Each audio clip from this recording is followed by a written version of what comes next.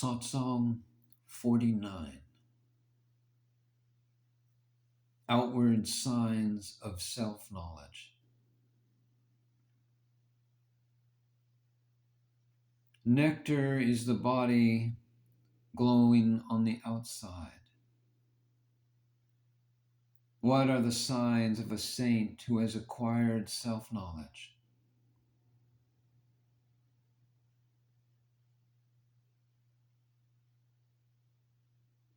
When nectar is imbibed, the body starts glowing.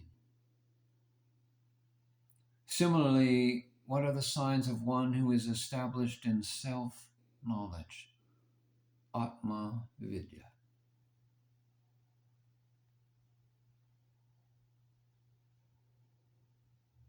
The signs of identifying a saint are indicative of his attitude.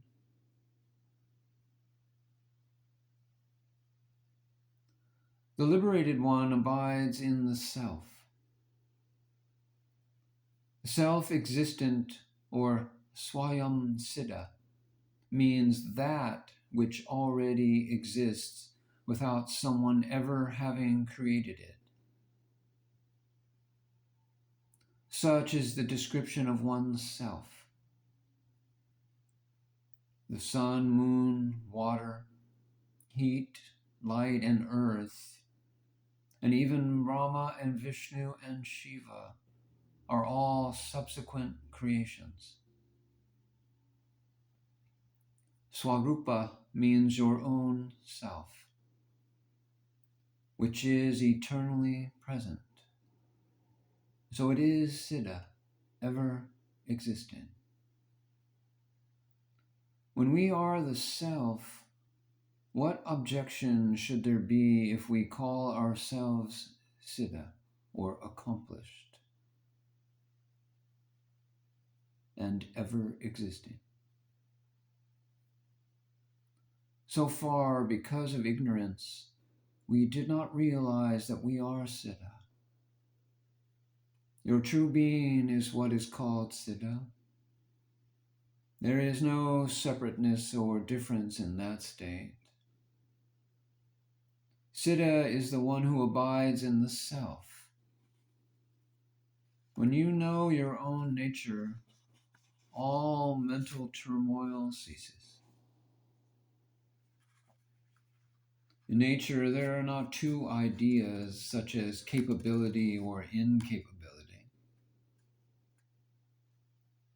Capability or incapability is in the realm of illusion, Maya. Your own good and bad ideas or thoughts give you good or bad results. God gives you nothing, nor does he do anything. Your inner sense, that is your conscience, is a very valuable testimonial. Your face reflects your inner conscience. Chitragupta is the one who records your innermost thoughts, and that is your consciousness. It records everything secretly. You cannot do anything which your consciousness does not know. The joy one feels by giving a penny to a beggar cannot be surpassed by eating something. For the benefit of the aspirant, I shall now tell you the outward signs of a Siddha, a realized one. Actually, there are no specific signs, for the realized one is beyond any rules or regulations, and has no worldly existence, and is neither happiness nor misery, neither wealth nor poverty. He takes all these as a dream, that the worry for the mundane ceases implies that he just stops worrying about this mundane life.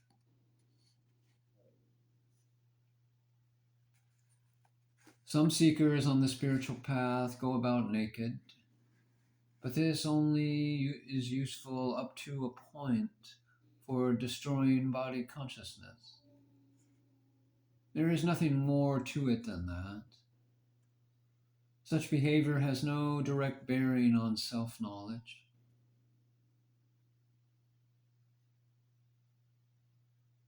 The signs of an aspirant are dedicated attention towards the expositions of spiritual topics and an absence of worry for the mundane life. The realized one is outwardly similar to an aspirant, yet inwardly he abides in his own self. Nothing worries him. This is the sign of a realized one. After having overcome all doubts, just to listen, contemplate, and meditate are the signs of a realized one. Outwardly and inwardly, there is complete, unshakable contentment. And once this state becomes steady and the mind is directed towards one's own nature, one becomes Atman, the self. For example, the name of a particular village was previously not known, and then once it is known, it is permanently known. In a similar way to this is the state when one's self-nature is known. Then, physical movement does not affect one's abidance in the self. All this depends upon the inner state or consciousness. Even if one of the Brahmin caste were to grow a beard, can he rightly be called a Muslim? It is enough if one knows that the inner consciousness, the self, is Brahman. Without knowing the self, even if one performs great acts, it will be in vain. But once the self is known, there is no restriction on your action. The inner state must turn into Brahman. Renunciation or detachment must take firm root in your consciousness. Once one's consciousness has turned towards God, one's outward appearance does not matter at all. When you are attracted towards your innate nature, the signs of a saint get rooted in you. Without this, even if you study to the best of your ability, you cannot achieve that status. Therefore, abide in your being, your self-nature. And if you want to study, just remember that you are already Brahman. This means you remain steady and at peace. Listening to Satsangs, the spiritual sermons, ensures this steady attitude. Realize that you are the self and behave accordingly. Even realized ones can, upon abandonment of the self, become bewildered. I am telling you the outward signs of a realized one who is totally unaffected by worldly joys and sorrows. To end misery or to remain blissful, listen to these 10 outward signs of a realized being. The first is absence of anger. One must not get angry. If someone insults you, you must take it as an insult to the body. Keep your mind, your attitude, completely free of anger. To merely repress an impulse of anger and keep quiet is not an indication of absence of anger. Absence of anger implies absence of any reaction to an anger-provoking stimulus. If anything happens against your mind's liking and there is a surge of anger, it indicates a habit of wanting to dictate to others. These 10 signs are told for the aspirant's study. With the help of these signs, continue your study and practice, and these signs will show up in your behavior. All is untrue in this world. How then can one thing evoke anger? Even that thing is untrue. This is the way one must reflect and recognize all the causes of anger in the mind.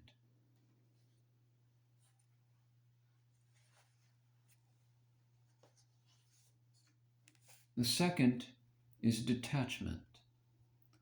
Detachment is the absence of even a single desire. This leads to fearlessness. Otherwise, there is no freedom from fear for you.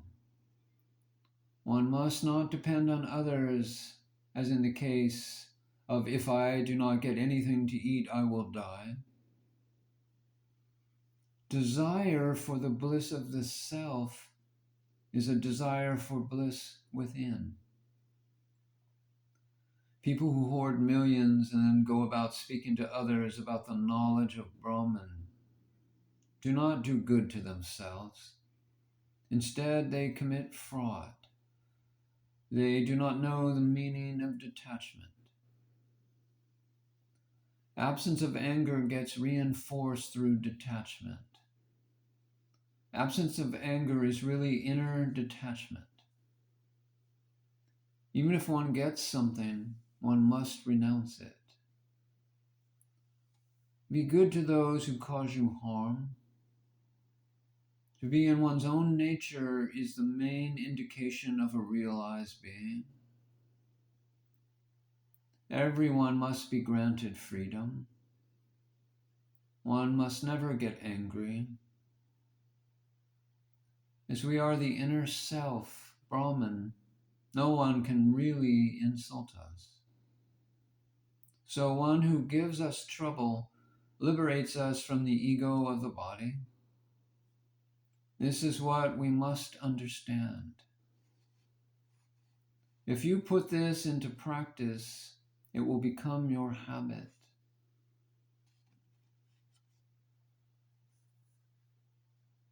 One must think for oneself, why does anger arise? It is not difficult to bring all these 10 requisites into practice. You find them difficult because you have not formed this habit up to now. Detachment means to have no desire. A person becomes miserable because of the absence of detachment. The meaning of the word karbadi, or worldly person, is that kar means trouble, and body means a lot or plenty. So we must leave off our wants through discrimination. The highest fortune of a yogi is when detachment, the complete understanding that all of this is false, gets rooted in him. This maya or illusion is so peculiar that it gives nothing to the one who begs and gives all to the one who does not ask. Everyone has developed a fondness for worldly objects, but the more detached one is, the happier he becomes. 3. Control of the senses. This means not to be attached to the senses. With strength, anything is possible. When one becomes dependent, one thinks of Rama only for some gain or benefit. If there is strength, there is less fear, and it becomes easier to reflect on knowledge.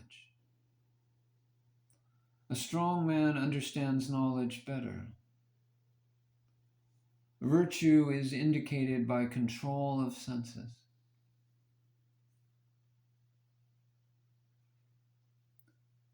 Four, mercy or forgiveness. Each one is the self. Therefore, we must forgive those who harass us. Never harbor hatred in the mind, because the burden of the desire to take revenge festers in the mind, with the result that only enemies and misery are created. Therefore, every time there is some offense, one must be ready to forgive. 5, compassion. One must be kind to all. What is compassion? Not being cruel to anybody. 6, shanti, peace. Maintain peace. Do not worry and enjoy the bliss of the self instead. 7,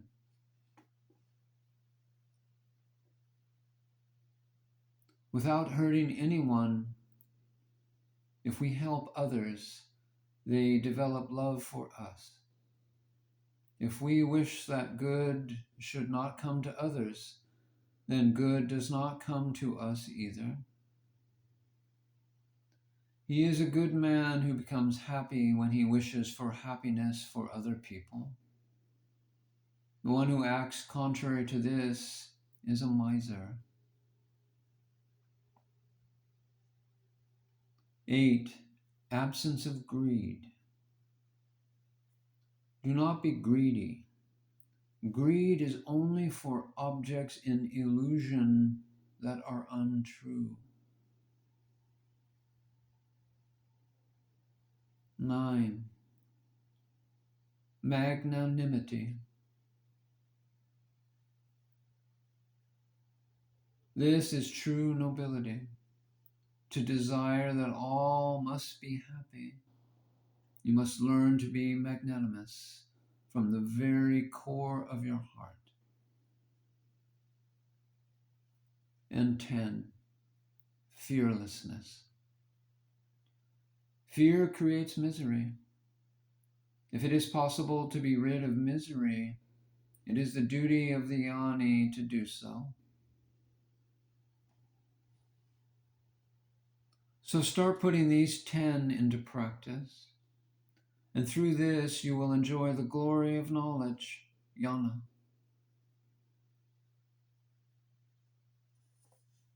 These are the 10 external signs of knowledge. To be one with your self-nature or being is true happiness.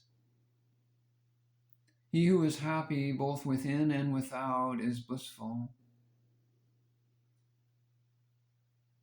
To behave nobly means to let each one act according to his or her desire.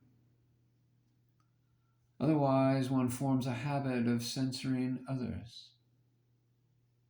One must never speak ill of others, and never bother yourself with petty observations about others. Do not meddle in the affairs. This is true charity. Do not waste your time getting involved in others' affairs. Only the one who achieves self-knowledge is a realized one, and becomes happy if he puts the above 10 into practice.